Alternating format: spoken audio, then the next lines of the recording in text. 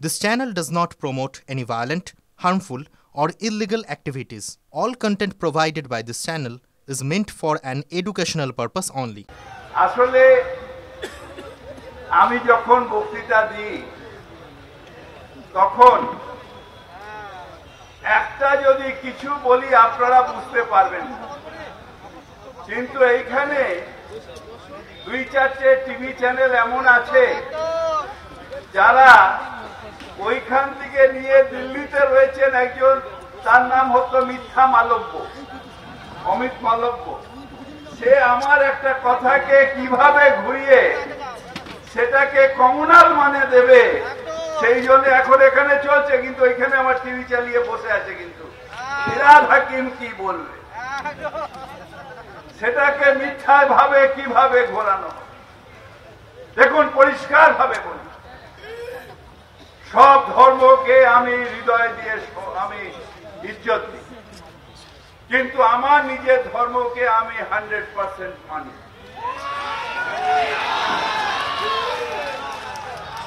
পিছিয়ে পড়া মানুষের শিক্ষার কথা, শিক্ষার অগ্রগতি বলা যদি অন্যায় হয় তাহলে নিশ্চিতভাবে আমি অন্যায় করেছি। যদি শিক্ষার অগ্রগতি, শিক্ষিত হওয়া বলা যদি অন্যায় হয় তাহলে নিশ্চিতভাবে আমি অন্যায় করেছি।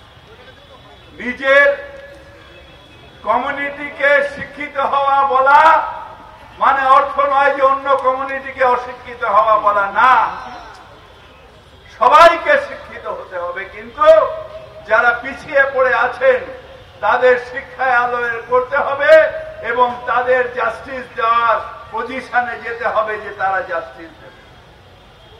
নোংরা রাজনীতি আমি পরোয়া করি না, সে যেই করুক পরোয়া করি না, কারণ আমি বিশ্বাস করি যে একমাত্র আল্লাহ আছেন, আল্লাহ ছাড়া কারোর সামনে মাথা নত করা যায় না।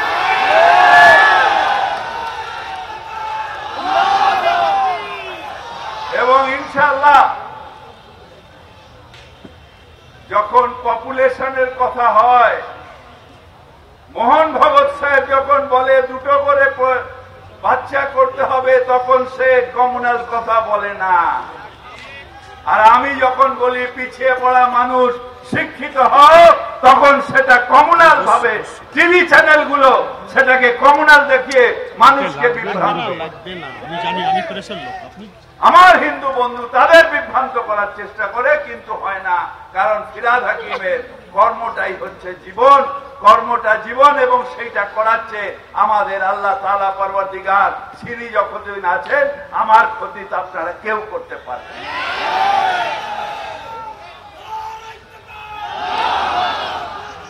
উত্তপ্ত করা হচ্ছে, উত্তপ্ত করা হচ্ছে। প্রথম অপমান যখন বাবরি মসজিদ ভাঙা হলো, আমরা মেনে নিলাম সুপ্রিম কোর্টের রায়, ঠিক আছে, কিন্তু যখন কোন একজন জাস্টিস তিনি যখন বলেন যে মেজরিটি যেটা বলবে সেটাই আইন, কালকে সুপ্রিম কোর্ট তাকে ভর্ৎসনা করেছে, তখন তার প্রতিবাদ হওয়া উচিত। যখন একটা হয়ে গেছে, ঠিক আছে, আপনি রাম মন্দির করেছেন, আমার কোনো আপত্তি নেই, কিন্তু একটার পর একটা কখনো ওই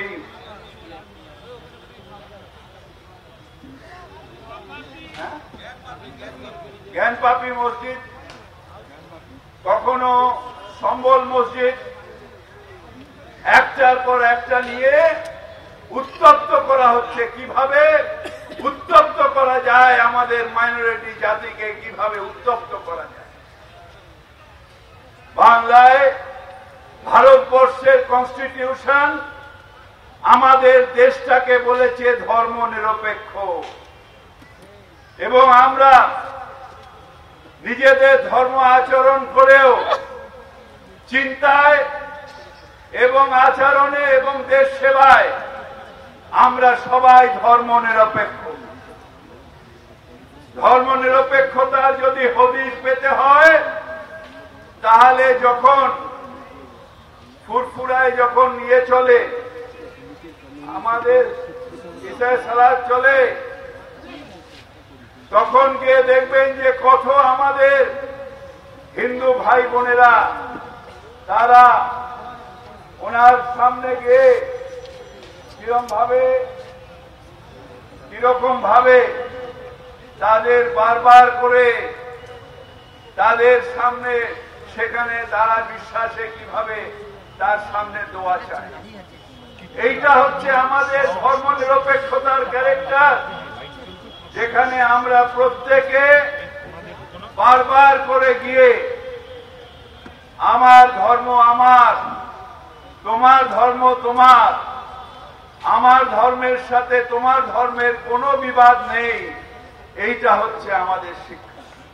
আর আমাদের মুখ্যমন্ত্রী মমতা বন্দ্যোপাধ্যায় বলেন ধর্ম তোমার ধর্ম আমার, উৎসব সবার, তাই তিনি নিজে রেড রোডের নামাজে এখানে উপস্থিত থাকেন।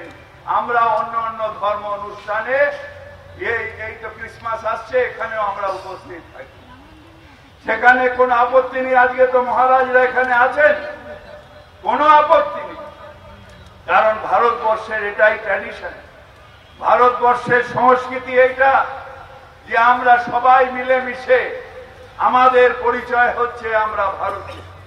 হ্যাঁ, বাংলাদেশে যেটা হচ্ছে সেটা সমর্থন করি না, সেইটার জন্য এখানে মুখ্যমন্ত্রী নিজে স্টেটমেন্ট দিয়েছেন বিধানসভায় যে না, সেটা যেটা হচ্ছে অন্যায় এবং ভারত সরকারকে সেটা দেখা উচিত। ঠিক সেইভাবেই উনি বলছিলেন এক্ষুনি আমাদের হুজুর, আমাদের এখানে একটা রেজুলেশন আনা হয়েছে এই ওয়াকফ বিলের বিরুদ্ধে, যে ওয়াকফ বিল যেটা আজকে কেন্দ্রীয় সরকার আনার চেষ্টা করছে সেটা অন্যায়। জেপিসিতে তার তীব্র আপত্তি করেছে আমাদের এমপি কল্যাণ বন্দ্যোপাধ্যায়। এখানে মুখ্যমন্ত্রী নিজে বলেছেন যে কোন ধর্মের প্রপার্টিতে হাত দেওয়া এটা অন্যায়। জেনে রাখতে হবে ওয়াকফ বিলটা কি। ওয়াকফ বিল হচ্ছে ওয়াকফ অর্থাৎ আল্লাহর নামে সম্পত্তি যে কেউ পার্সোনাল সে দান করেছে।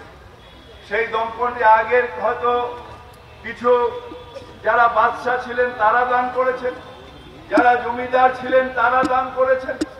যেরকম কলকাতায় অনেক সম্পত্তি টিপু সুলতানের বংশধর তারা যা দান করেছেন, এরকম আরো অনেক পরিবার তারা নিজেদের সম্পত্তি মসজিদ করে দান করেছেন, যে এই সম্পত্তি দিয়ে এই মসজিদের দেখাশোনা হবে, মা মাদ্রাসার দেখাশোনা হবে।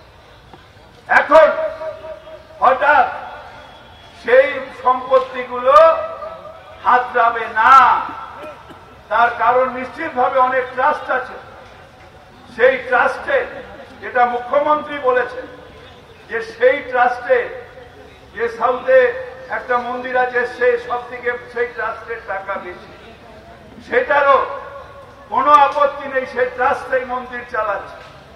আর এটা একটা গভর্নমেন্ট অ্যাপয়েন্টেড বডি, যেটা এই সম্প্রদায়ের মানুষ তারা সেই বডির মধ্যে আছে, তারা দেখাশোনা করছে, সেটাকে বলা হয় ওয়াকফ বোর্ড। সেই বোর্ডের আন্ডারে আমিও একটা ওয়াকফ স্টেটের মতোয়ালি। আমরা যে যার নিজের যে স্টেট ওয়াকফ স্টেট চালাই, সেখান দিয়ে যে রোজগার হয় সেটা ইমামের, আমাদের মুয়াজ্জিনের খরচা, মসজিদের খরচা, এইসব খরচা এবং তার বেশি যেটা হয় সেটা ওয়াকফ বোর্ডে দিয়ে সমাজের, আমাদের সমাজের যে উন্নয়ন, সেটা হোস্টেল তৈরি করা, কলেজ তৈরি করা, স্কুল তৈরি করা, সেখানে সেই টাকাটা যায়। এখন হঠাৎ মোদী সরকারের লোক পড়ে গেছে ওয়াকফ সম্পত্তিকে হাঁটাও। অনেকে এখানে দেখছিলাম বিজেপির যখন আমাদের ডিবেট হচ্ছিল, একটা ভুল ধারণা আছে যে মুসলমানের সম্পত্তি ভাবে ওয়াকফ সম্পত্তি নয়, আমার ব্যক্তিগত সম্পত্তি ওয়াকফ নয়, বা যেখানেই আমরা নামাজ পড়বো, রেড রোডে নামাজ পড়ছি, সেটা ওয়াকফ সম্পত্তি হয় না। ওয়াকফ সম্পত্তি যেটা ওয়াকফ বোর্ডের আন্ডারে আছে সেটাই শুধুমাত্র ওয়াকফ সম্পত্তি, এবং সেটা যেহেতু আল্লাহর নামে দেওয়া আছে, সেই সম্পত্তি না কোনোদিন কোনো মানুষের হতে পারে, না কোনোদিন কোনো গভর্নমেন্টের হতে পারে। তাই সেই সম্পত্তির অধিকার একমাত্র আমরা যারা মাতওয়াল্লি রয়েছি, আমরা হলাম কেয়ারটেকার অফ দি স্টেট। আমাদেরও বাবার সম্পত্তি নয় সেটা, আমরা হলাম খিজমতগার।